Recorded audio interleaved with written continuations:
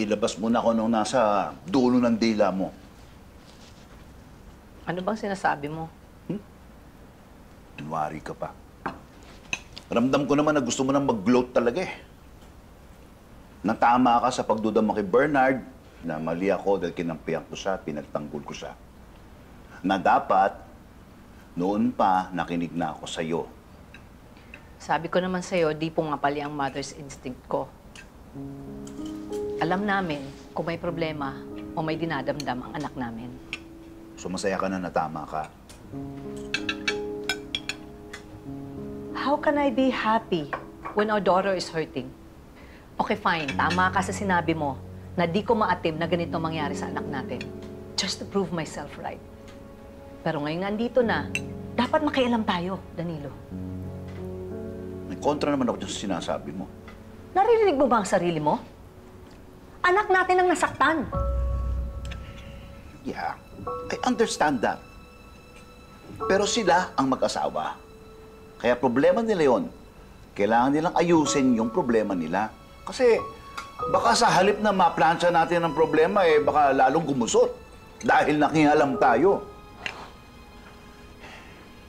Alam ko naman kating-katigan na yun ang mangialam. Eh, ako din naman. Pero ibigay na natin kay Bernard at Angela yan. Hayaan natin silang ayusin kung ano man yung nangyari sa kanila.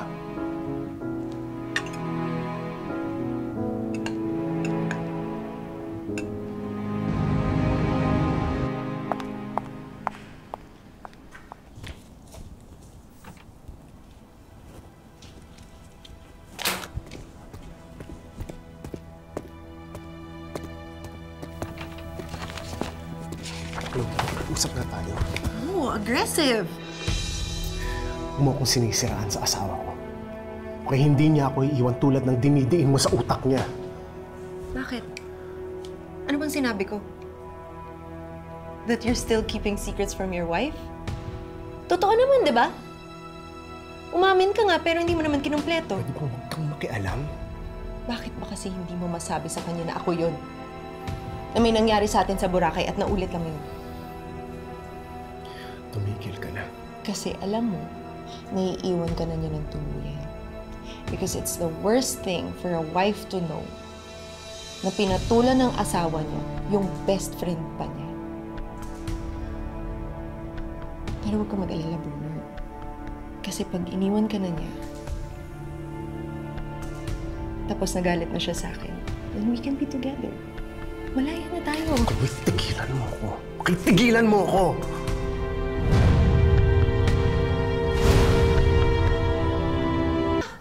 Bes? Saan ka pupunta? Lalayasan mo na si Bernard? Hindi.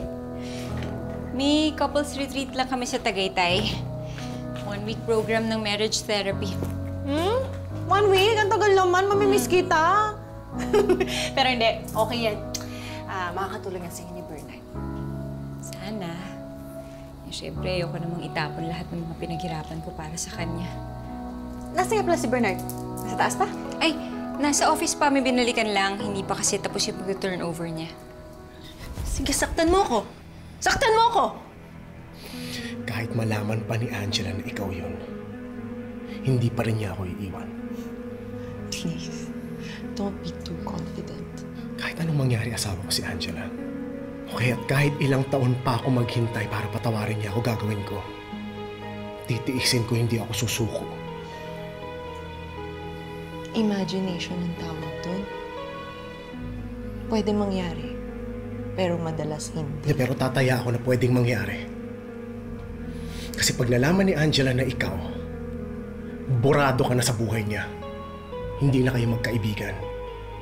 Sa akin naman wala kang mapapala. Walang mananalo. Pero higit sa lahat, ikaw yung talo.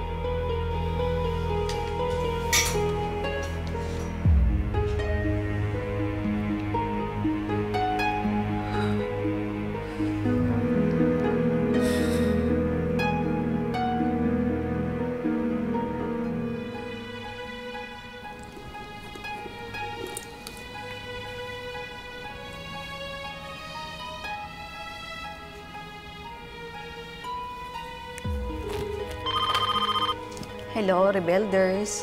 Nandyan ba si Bernard Yuson? Anong oras siya nakarating dyan? Around 1 p.m. po. Who is this? Do you want to leave a message?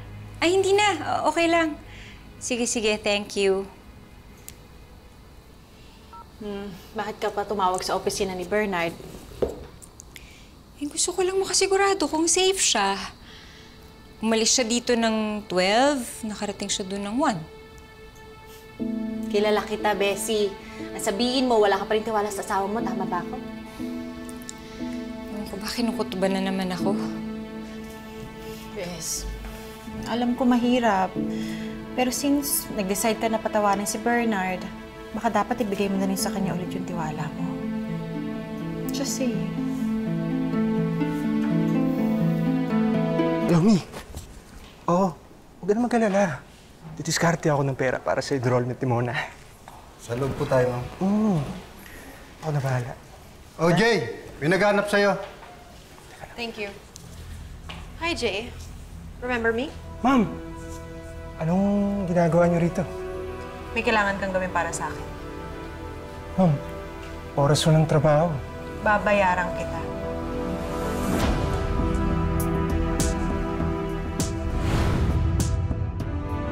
Ganyan talaga ang mga lalaki. Kung hindi sila aamin, gagawa sila ng paraan to make them look like they're lesser.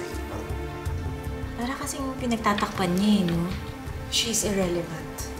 Gusto ko siyang makilala. Should we care kung sino yung babae? Nagtaksil siya kay Angela, Danilo. I don't wanna point fingers eh. Pero, ang duda ko, kasama niya yun sa trabaho. Ano pa ba tinatago mo? Sabihin mo na lahat para naman matapos na to. Nay, hindi kasi ganun kadali yan eh. Kung pati sa akin hindi mo kayang sabihin, abay wala na akong magagawa, hindi na kita matutulungan kay Angela. Nagbubuka ng flight papuntang Bacolod? Hanapin ko yung matandang nagbigay sa'yo ng time. Bakit? Gusto kong bumalik sa time na na-meet ko si Boracay Boylet. Dapat hindi ko na siya pinakawalan. Lumabas kayo! Gusto ko makipag-usap! Hindi pa rin si Angela lang yung tinutulungan nyo! Anong kailangan mo, Chloe?